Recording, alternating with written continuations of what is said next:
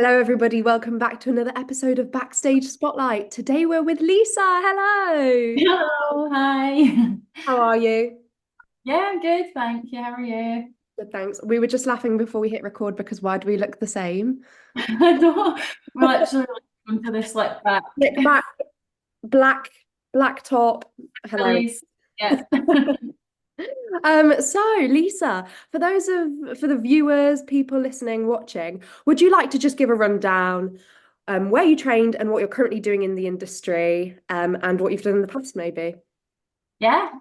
So my name's Lisa Tulley and I trained mainly at Emile Dale Academy or EDA, I think it's known now in Hitchin. I also did a year at New College Lanarkshire or Motherwell College in Glasgow, which a lot of people don't know. I did like a year's kind of like foundation course there first and then Emile Dale Academy. I'm currently in Why Am I So Single at the Garrick, and it's a new musical by Toby and Lucy who wrote Six. And I was in Six prior to that. I did the UK tour in 2022, I think, to 23, and then I've done some like emergency covering for the West End production as well. Um, yeah, that's kind of my main overview. Amazing. It's so nice to hear that you've already done so much and you're at the start of your career, which is fantastic. Just as Yeah, someone who has done tour and West End, yeah. what are the pros and cons of both and which do you personally prefer? Oh, I mean, I think there's definitely pros and cons to both. I really enjoyed tour. I know it's not for everybody. It's a very acquired taste because it's really hard, and I think a lot of people don't don't realize how hard it is. Because I think in our industry, there's this kind of like everybody dreams of being in a show, and it's like I don't care what type of show or how it happens. I just want to be in the show.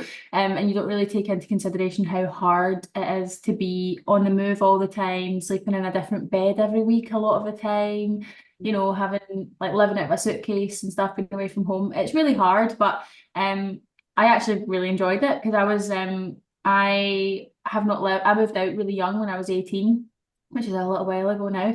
And so I'm quite kind of footless and fancy free anyway. So I was quite happy to just be jumping around the country. But I think the pros of touring obviously is seeing lots of different places and going to cities. Like I've been to like virtually every city in the UK now, and have memories. And like I meet people and I'm like, oh, I've been to Leeds or I've been to so that's definitely a pro, and spending time with the people that you're with. But obviously the pro of being in town is going home to your own bed every night, having a little bit more of a social life.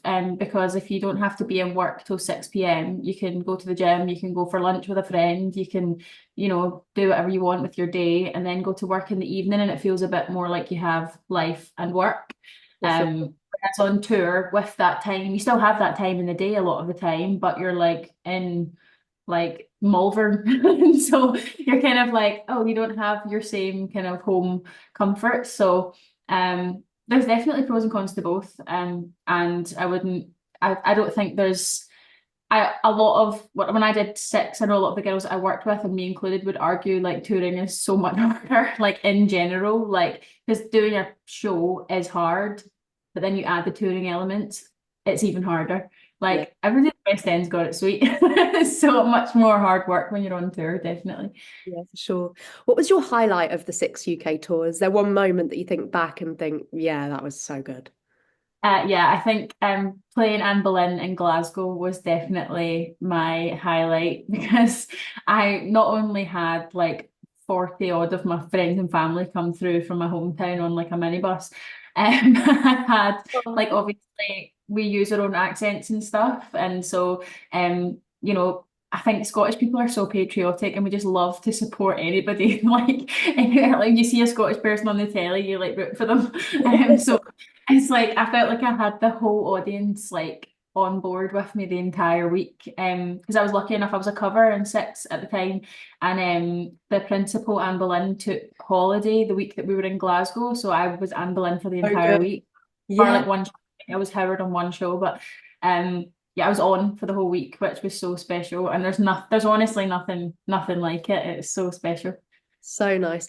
In six, out of all the queens, Do you have a favorite, or is that a hard question? I had favourites for different reasons. Because like I loved playing Anne Boleyn because I feel like that was the closest to me as a person because she's just a bit daft and she gets to be funny and she doesn't Yeah. really. A lot of the queens are quite, quite regal and quite, they're very powerful and they're all very powerful, but a lot of them are a bit more kind of proper and sweet, whereas Anne Boleyn gets to just be a bit silly and fun and a bit wilder than the rest of them. Oh, I think that was my favorite to do in terms of like having fun in the show. But like my favorite to sing was Catherine Parr, mm. like by a country mile. I love that song so much. I mean, the whole show, Toby Marlowe and Lucy Moss smashed it out of the park. Like, Yeah. it's such a good show, and to think how far it's gone. It's on cruises. It's literally taken over the musical theatre industry. Everybody knows it as well. It's crazy. Everybody knows what it is. It really is. So I wanted to ask you, how is it working with Toby and Lucy? Because obviously now you're doing Why Am I So Single, which they also wrote too. How has that experience been for you? So surreal. It's like I think when you hear they're like characters for us as performers, like all writers or like, they're these names that we know of, but like working with them has like made them real people now to me, like I feel like I know them now as people and it's so amazing to work with people with brains like that. Like if you think about those songs that we love so much, they're so catchy, they're so like the show is obviously incredible. And sometimes I sit next to them and think that came out of their brain. Like they one day just thought of that. Like I could not write a song if I tried. Like I would struggle with a poem, never mind. But, like it's honestly sometimes I just think they're so normal. Like this is the thing. Like they're just such lovely, normal, silly people. And they're just amazing. I feel so lucky um to have got to know them and got to know the people who have created the things that have given me the opportunities that I've had. Oh, So it's fantastic. like thanks for coming up for those ideas because I wouldn't be here otherwise. Oh, But no, they're amazing and they're great to work with too. They're great like directors and like Toby's taken on a bit of a kind of like musical directorish role as well. Like they both have input in like acting, singing. Like they were both quite hands-on in rehearsals. Lucy slightly more so because she directed it. So with oh. Why Am I So Single? Yeah, fantastic. Um, Yeah. yeah, really. So for Why Am I So Single, like predominantly, what was the rehearsal process like with it being a new show? Can you talk us through like how you went about creating the characters and the staging, the directing side of those rehearsals? Yeah, it was really cool because they'd done a workshop before. They did a workshop I think at the end of last year. And Joe Foster, who plays Oliver, they were actually part and a lot of the ensemble actually were part of that workshop. So they already had somewhat of an idea of what the story was, whereas I've come in fresh, not really knowing anything about it and reading the script for the first time. And it was really nice because it felt like it was still quite collaborative when we started this process with the Garrick. Things were still changing and evolving. The script that I was sent on day one of rehearsals was completely different from the script that we put on like press night. It was completely different. Because they were still figuring things out, the length of the show, how things all flowed and stuff like that. But creatively, we had so much license, like way more I think than anybody ever anticipated. And I think obviously every process is unique. And I don't know if it's what it's like in other situations similar, but like I always use the example that there was like in one of the numbers, like have you seen the show? Yeah, yeah, I came to see it Probably month and a half ago or something. I really okay, cool. So you probably know what I'm referring to, but there's one number where I did like a kind of knee slide. And like in rehearsals, we were like we were putting the number together, and I went, "How funny would it be if I did a knee slide?" And Lucy went, "We'll do it then." And I was like, "Okay." I was like, and then I could maybe do that. Like, why don't I do this? And then like, or we do things as a joke, or like Yeah. And playfully. then you'd put it That's in. right. Yeah, and it's like there's like at the end of Act One when we have that big kind of like tank moment. I don't know if you know what I'm referring to, but we were all sitting in a crowd and we all move as one. Again, that was a couple of the ensemble members came up with that. Like, oh my God, I've got a great idea. And Yeah. then it's like the choreographer and the director were like, okay, let's, and then everybody would muck in and make something of it. So a lot of what is on the stage now was collaborative. We all just flung ideas out, and that comes down to like the rehearsal room being such a safe, creative space. Everybody felt like no idea was a silly suggestion. So everybody, we're all as daft as each other. So everybody's ideas were just as stupid as the next. So but no, nobody ever made you feel silly because everybody was like, oh, that okay. And if it didn't work, it didn't work. But we would always try. So there's a little bit of all of us, I think, and like laced throughout the show, That's which is what makes it so special and is why we love it so much as well, because it's ours. Like it feels like, we've put it together with the creative team rather than just, like here's the show, copy and paste, you put it on its feet. But yeah, it's such a crazy process. Not easy either. I think it was, but made a lot easier by the people. lovely. Yeah, it's really, really nice to hear. I wanted to ask you what your favorite part in the show was. Do you know what? I think it changes and it depends. It depends on, on the day. It depends on who's playing Oliver. It depends on if I've got people watching. I think I love See You Never, the number with Nancy and Artie in the restaurant. I think that's one of the demos that's already out. Um, it's just so fun. And I'm like, tap has always been my favourite style of dance as well. So when I found out there was a tap number in this show, I nearly combusted. I was like, as if this show can't get any better. There's a blooming tap number. Um, that's one of my consistent favourites. I always enjoy See You Never, regardless of the day or the arty. I just love it. Yeah, It's just so fun. fun show. I love the end. I do love doing like the kind of end emotional kind of situation we've got going on at the end. It's just so special, and I think we all mean it. We all like every combination of Nancy and Oliver. We all mean it. We all care about each other, and we all love each other. So whether it's like me and Jordan, me and Joe, me and Reese, like Jordan and Colette, Jordan, it's like whoever the combination is, we genuinely love each other. It's just so sweet. So that's generally my favourite as well. Nice, really nice. So obviously Six and now Why Am I So Single have curated like quite a big fan base, especially like with the whole coverage of it on social media. How Yeah. was that for you? So obviously starting with Six, going into that position where you're now out there, you're getting recognized, you're opening up to like that fan community. How have you adjusted to that? Um, I actually think I've been quite lucky with that since I've been in Six, because I think generally the Queendom, as they call themselves, or as we call them, the Six fans are generally really amazing. And I think obviously there's exceptions as there are all over the internet, but I think with like for my specific tour cast as well, we had like a group of fans who were like really loyal to us. They came to watch the show all the time, and we like knew them by their names, and like they were just so kind and so lovely, and we Yeah. never really ran into any kind of like Bad eggs.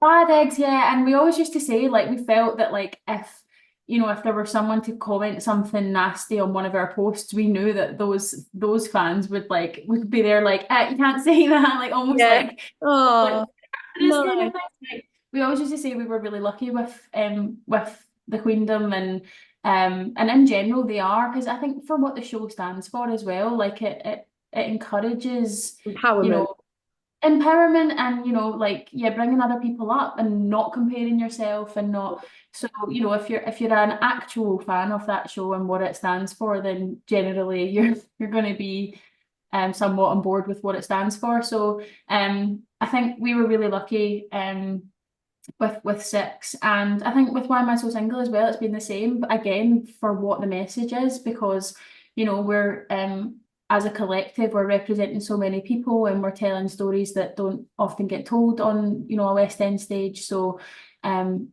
the people that are diehard fans of this are people who appreciate the representation, the story, the love that's behind it. So I think it's overwhelming. It's really strange to have, like people want to take a selfie with you. Like it's that definitely took a lot of getting used to because I'm like, what do you want my signature for? But it's you do get used to it and it's so lovely. Like we're so lucky. Like it's if I could tell, myself when I was younger that people would care enough to want me to write my name on their program, I would be like, Oh, right. yeah, It's nice. really but it's lovely, and I think I know I'm not everybody maybe is as lucky, but I do feel really lucky with I just feel like really supported generally. Yeah, So it's yeah. really, really lovely. What's the best thing you've ever received at Stage Door? Because I know some fans like to create things. What's the best thing you've actually had? Oh God, that's hard. We get so many lovely things, which as well, it's like so overwhelming. It's like save your money, like don't, it's crazy. But we get loads of fan art and like sweeties and flowers and such lovely things. But there's one gift that I got when I was on the UK tour, and I was in Belfast, and I got this from this fan called Meg. She's lovely, and there was this she got me this like print of the UK, and it had little images of all the theatres in the UK, and she had written by each theatre where what Queen I debuted and the date, and it's framed in my bedroom because I was like I Oh, actually died. I think there'll be a video somewhere, no doubt. But I was like it was towards the end of our tour. yeah. I think Belfast was actually one of our last. We went twice, and the second time was like the second last or whatever venue. And obviously already we're like mourning the loss of this show, like so sad. And that gift was just like, oh my God, that is like the most precious So keepsake. meaningful. Yeah. But I mean, I've had countless things like that, like, and I keep them all. Like I'm so grateful for every single one. I think the timing and stuff of that one just really, really stuck with me. Oh, And I've like moved house and everything that comes with me. I'm like, I love it. It's so special. So yeah, I think that sticks out as one. But honestly, there I couldn't like. I'm so lucky. I'm grateful for everything. yeah, for sure. So how do you find doing events like Musical Con, West End Live? Is that an exciting thing for you? Yeah, it's really, I mean, it's so exciting. It's nerve-wracking. I For think, sure. especially with like just in case, the ballad that I sing in the show is it's so huge and so it's quite raw. It's quite a lot of it's quite silent. There's not a lot of accompaniment. So it's like Feel the pressure to do it justice. yeah, it's quite exposing and also like it's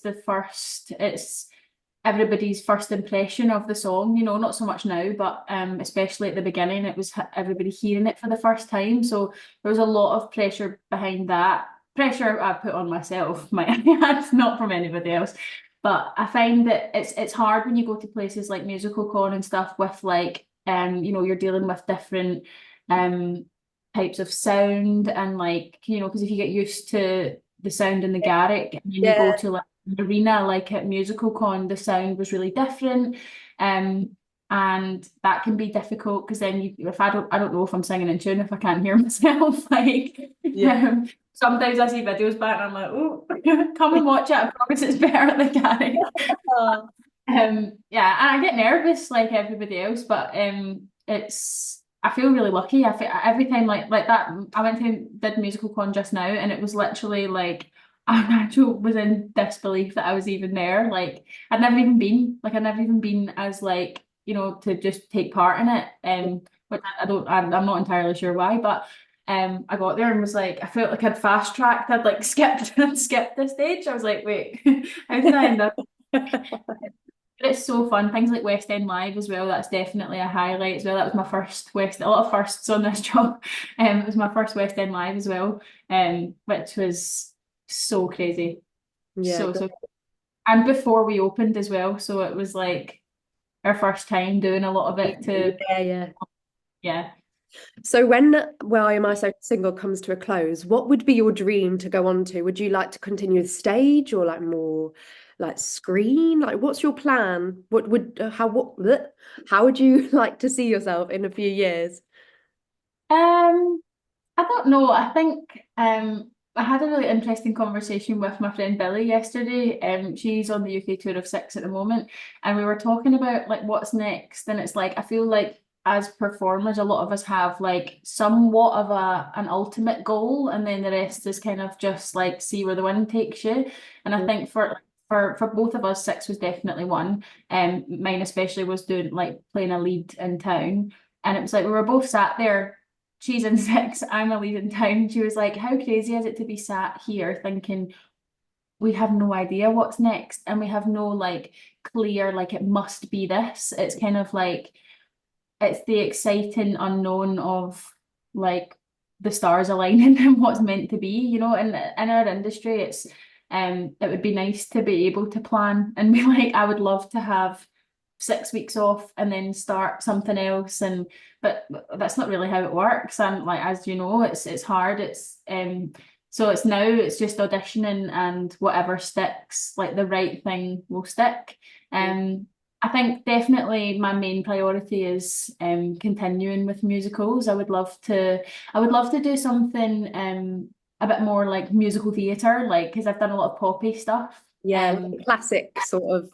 Yeah. Yeah, a bit more like you know what I mean by like musical theatre, like a bit Yeah. cheesier. Yeah, yeah, Like yeah. everything I've done's been quite like I've been like I love it, but like quite poppy and quirky, and like I would love to just like stand in musical theatre belt, One so day more. yeah, yeah, literally. Um, so I don't know. I mean, like I'm already starting to audition at the moment, so it's just whatever lands will Seeing what be the right happens. thing. But also I've had some, I had some conversations with my agent since doing Why Am I So Single about potentially opening up to like screen stuff, which I hadn't really been on my radar before. But I think since Nancy's quite a like as an acting role is quite complex, and it's like there's comedy and grief, and like she goes on such a journey that it's been really challenging acting wise, but I think it has kind of opened up the possibility maybe of looking into TV. So we'll see. I don't know. It's literally a wish, and a lot of people always go, "Oh, I don't know," and but they've actually like got something lined up. It's genuinely not that. It's whatever. I'll just your oyster. Yeah, whatever lands, and if it doesn't land yet, then it's not meant to be. So we'll just play it by ear and hopefully be in another musical in a few months. That's What are your main hobbies? Like, what do you like to do outside of theatre? um I'm very crafty. I think everyone's always like quite surprised by that, but I love like crocheting and stuff. Yeah. I love making things for other people. Um So many and people that come on here do crochet. We start yeah, like I love it. made. I do so much crochet too. It's mad Yeah, yeah, how yeah. many people actually do it.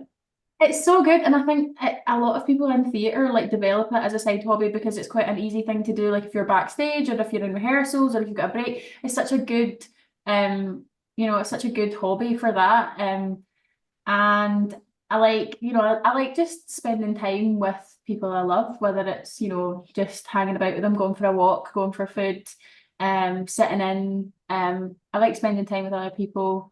Um, yeah, I'm quite boring really. I just kind of like I keep to myself, and go to the gym and go for walks and hang out with people and work towards the next thing. Yeah. Yeah. Yeah. Two more questions before we wrap the pod up. One, Mhm.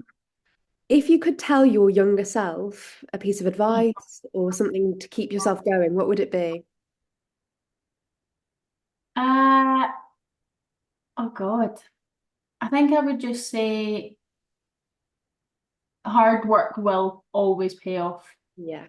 So I think it's easy when you're innately a hardworking person. Sometimes like it doesn't always come to fruition straight away or in the way that you imagined it would or hoped it would, but it always does in some way or another. And in trusting in that, because I think there was a few times when I was younger that was like, oh, I worked so hard and it's not happening. Yeah. Um, I honestly wish I could show a snapshot of my life right now to younger me, because I would just be like, oh, we're fine. Yeah. We're gonna be fine. We're gonna be fine. Yeah. And I think, yeah, it's the perseverance and hard work and kindness actually always fails, like literally always. And it can be hard because it sometimes feels like it can be not taken advantage of, but I think sometimes you feel a bit like, oh, what's it all for? Mm, But it's like it might not, in the long run, it's always worth it. Yeah. nice. So nice. Last but not least, if you could nominate someone to come and impart their knowledge, their experience onto my podcast, I'll reach out to them. Who would it be? God, nominate someone. Can be anyone in the performance industry, though. Imagine just someone completely random. My mum. No, my mum's got some great stories to be fair. Yeah, of No, course. Have a on. no. Uh, Chloe Hart, actually, a Okay. very close friend of mine, and she is 10 years older than me. She'll hate me for saying that, but we worked together on Six, and she's now a friend for life, and she's done every show you could probably name and has every story imaginable. So yeah, That Chloe. sounds great. I'll reach out. Yeah. Yeah, that would be great. Thank you so much, Lisa. It's been so nice chatting, and I hope that everybody listening has enjoyed. Have a Thank lovely rest of your week, and we'll speak you. soon. Thank Thank you. you for having me. Thank you. Bye.